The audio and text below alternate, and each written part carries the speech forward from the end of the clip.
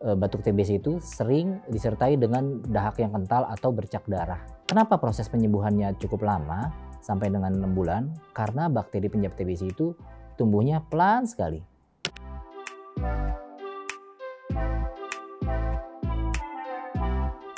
Halo sahabat sehat, perkenalkan saya dengan Dr. Iqbal Afdi Fedensyah dari Klinik Pratama Kita Sehat. Pada Infopedis kali ini, kita akan membahas lebih banyak seputar TBC. Simak videonya ya sampai habis. Apa sih itu TBC dan kenapa bisa menular? Nah, sahabat sehat, TBC itu singkatan dari tuberkulosis, yaitu penyakit yang disebabkan oleh bakteri yang namanya Mycobacterium tuberculosis. Penyakit ini paling sering menyerang paru-paru, tapi bisa juga menyerang organ tubuh lainnya, seperti halnya ginjal. TBC sendiri menular melalui udara, terutama ketika seseorang yang terinfeksi batuk atau bersin. Jadi, orang lain yang bisa terpapar jika ada di dekatnya. Orang tersebut yang di dekatnya harus waspada ya. Lalu, apa aja sih gejala penyakit dari TBC itu? Sahabat sehat, gejala awal dari TBC biasanya dimulai dengan batuk yang tidak sembuh-sembuh. Bisa sampai kurang lebih sekitar 3 minggu. Selain itu juga, orang yang kena TBC sering merasa lelah dan demam pada malam hari serta berkeringat di malam hari. Berat badan juga turun sangat tanpa alasan yang jelas. Kalau sahabat sehat atau orang di sekitar kita merasakan gejala seperti itu, sebaiknya segera ke dokter atau diperiksa lebih lanjut. Nah, sahabat sehat juga harus paham apa ya bedanya TBC dengan batuk biasa. Pertama, dari segi durasi atau lamanya batuk. Kalau batuk biasa biasanya hanya beberapa hari atau paling maksimal 2 minggu. Sedangkan batuk TBC bisa berlangsung sampai lebih dari 3 minggu. Kemudian batuk TBC itu sering disertai dengan dahak yang kental atau bercak darah. Sementara batuk biasa tidak disertai dengan batuk darah. Umumnya batuk biasa itu dapat sembuh dengan obat batuk biasa. Sedangkan TBC memerlukan pengobatan antibiotik yang khusus dan berlangsung lama. TBC itu sendiri terbagi menjadi dua jenis ya, sobat sehat. Yang pertama TBC laten atau TBC yang tidak aktif, dan yang satunya lagi TBC aktif. Kalau TBC laten, bakterinya ada dalam tubuh kita, tetapi belum berkembang menjadi penyakit. Jadi orangnya nggak merasa sakit dan nggak menular. Tapi kalau TBC yang sudah aktif, maka gejalanya bisa parah dan bisa menular ke orang lain. Makanya penting sekali untuk mengobati TBC aktif itu sendiri dengan benar. Lalu sahabat sehat, bagaimana sih proses penularan TBC ini? Sebenarnya proses penularannya itu nggak semudah flu biasa. Penularannya biasanya melalui udara. Jadi orang yang sering berdekatan dengan penderita yang berisiko tinggi itu mudah untuk tertular. Makanya kalau ada yang kena TBC, pengobatan yang paling cepat dan benar itu sangat penting supaya agar penyakit tersebut tidak menyebar ke orang lain. Kemudian apa yang harus dilakukan jika ada orang rumah atau keluarga dekat yang terkena TBC? Kalau ada orang yang di rumah yang terkena TBC, dia harus segera memulai pengobatannya. Selama dia masih batuk, disarankan untuk memakai masker, menjaga jarak dengan orang lain, dan pastikan rumah tetap berventilasi baik.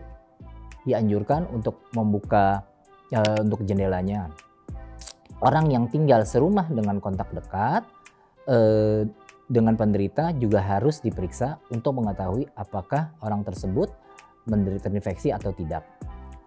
Lalu saya sering ditanyakan juga oleh pasien, apakah kondisi TBC ini bisa sembuh?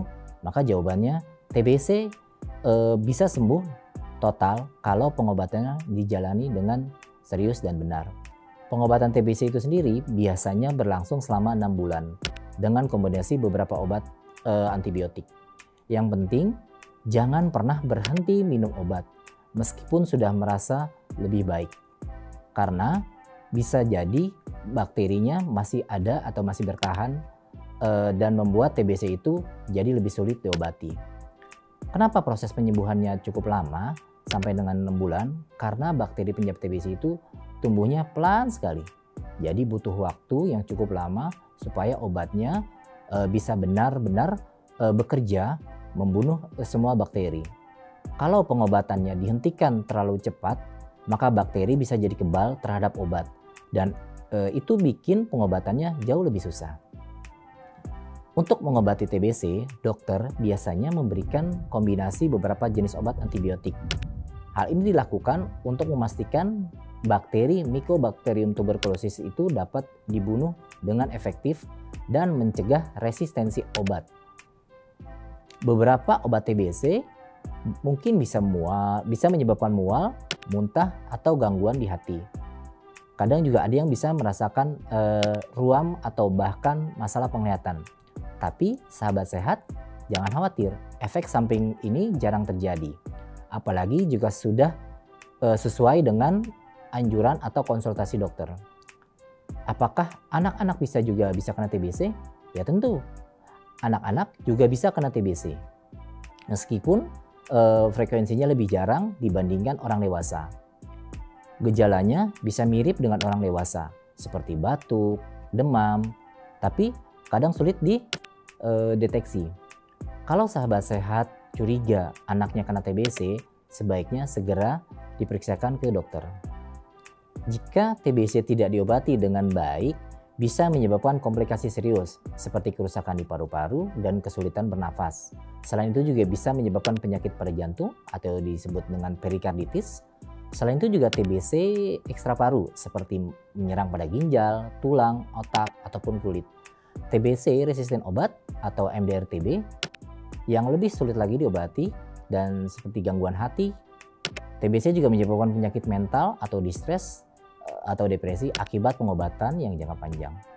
Nah, bagaimana upaya kita yang bisa kita lakukan agar terhindar dari TBC? Yang pertama, kita bisa melakukan vaksin BCG untuk anak-anak dan hindari kontak dekat dengan penderita TBC aktif.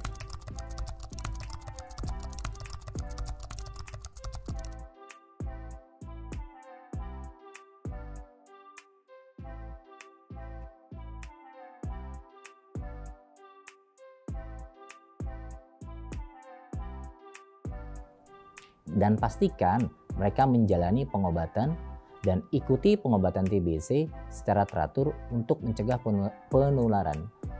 Menjaga kebersihan diri dan lakukan tes rutin jika berisiko tertular. Jangan lupa untuk menjaga pola hidup sehat, makan makanan yang bergizi, dan olahraga yang teratur juga ya. Sekian dari saya, semoga bermanfaat. Salam hidup sehat, sampai jumpa.